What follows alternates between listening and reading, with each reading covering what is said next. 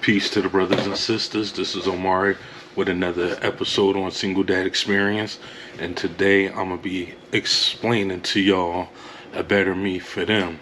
And what I mean by that is I had to learn patience as a parent. Something that at the time I wasn't good with because I'm super impatient. But I had to learn patience with my babies. I had to learn how to deal with other people as far as teachers, going to meetings for my kids, doing a lot of stuff that nobody taught me how to do.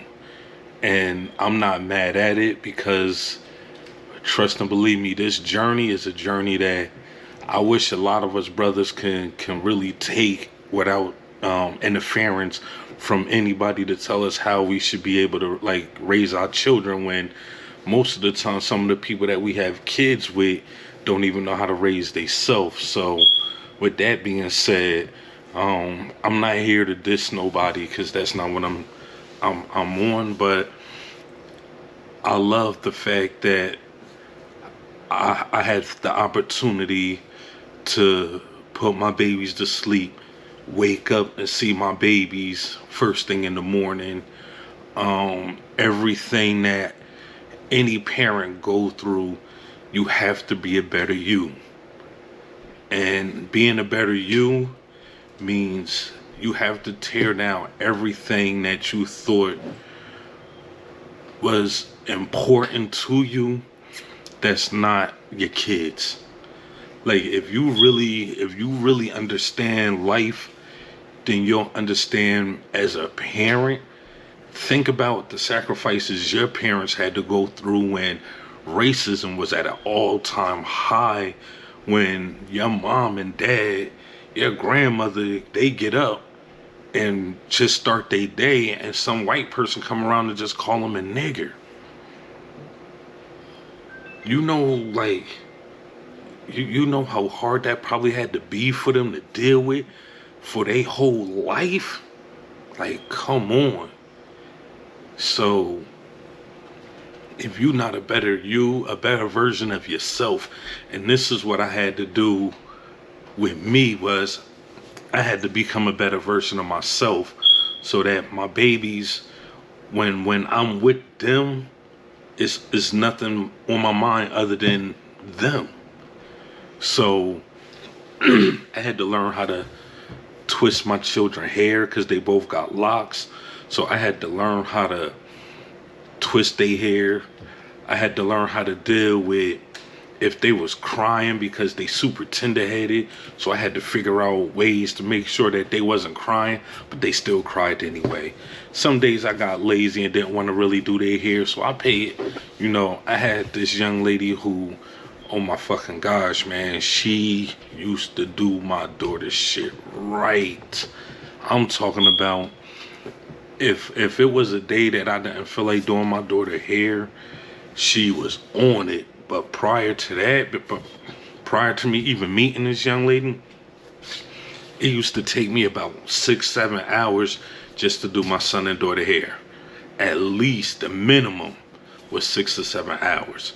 So it helped me develop skills that I didn't know I was capable of having, because when you by yourself without no mouth to feed, you reckless, so you don't care. But soon as them babies, they enter your life, you have choices that you have to make. And some of the choices that we make as melanated men, sometimes we just be like, yo, it's all about our boys. Sometimes it's not about your mans in them. Your mans in them can wait. But them babies, man, that time that you taking away from them, that can't wait. And I know, man. I know. Believe me, I know. And it hurt for a while that my oldest son, he haven't got the opportunity to experience what both of my babies is getting now. Now, don't get me wrong. I was in his life in the beginning, but it's like for some reason, me and his mom, it just didn't work out. And, you know, I guess you can call me a deadbeat dad back then. And I credit that journey that I went through with the journey that I'm going through now, because of the fact that I might not been there for him, but I'm here for for both of my babies now, and can't nobody take that from me. I don't give a damn who. Everything that I went through to make sure that my babies had a roof over their head, clothes on their back, and food in their stomach. Listen, man, it ain't no way in hell, bro, my babies is gonna starve or be homeless. Never, as long as I'm on this damn earth. Never. So I have to definitely, look back and think about the journey that I really went through to get here. Was a journey that, I mentally, I had to be strong. Physically, I had to be strong. Like, I had to. It wasn't no way that I couldn't. I had to be strong. And I'm proud that I kind of broke that cliche in my family as dudes that's deadbeat dads, because my brother is probably one of the dudes that I credit for, the position that I'm in as far as making sure that my babies is good. Because when his kids was my kids' age, that man worked his ass off. He took care of them kids, and he got 3 girls. But man, he took care of all 3 of them. So I credit him for that. Like just watching, just looking at that, and he younger than me. You feel me? The only thing that I'm probably good with my situation, and I didn't even understand it, was both of my brothers was like, bro, you don't have to pay child support. And I'm like, yeah, that's cool and all, but y'all don't understand the journey that I had to go through to get to where I'm at now is equivalent to paying child support for the whole time. And they really was like, nah, but people don't get it that when you dealing with the state, and the state rides your ass, they try to burn you out. They really try to get into your mind and burn you out. And like I said, man, the better me for me is my last video. Just to recap, it definitely goes onto a lot of details of how I got here. And a better me for them, it just go together, because my babies didn't ask to be here. None of them. None of them. All 3 of my children, ain't none of them asked to be here. And I'm hurt that I can't be around my oldest son like I am around both of my son and my daughter now.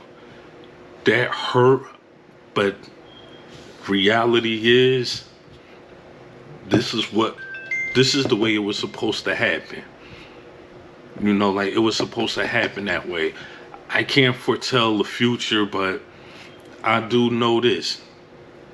If I didn't go on that journey with my oldest son, I wouldn't have had the strength to fight for my 2 youngest. And I'm proud of myself.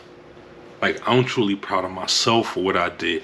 I don't need nobody to tell me that I'm doing a good job, man. I pat my own self on the back, just because that my babies, they know me.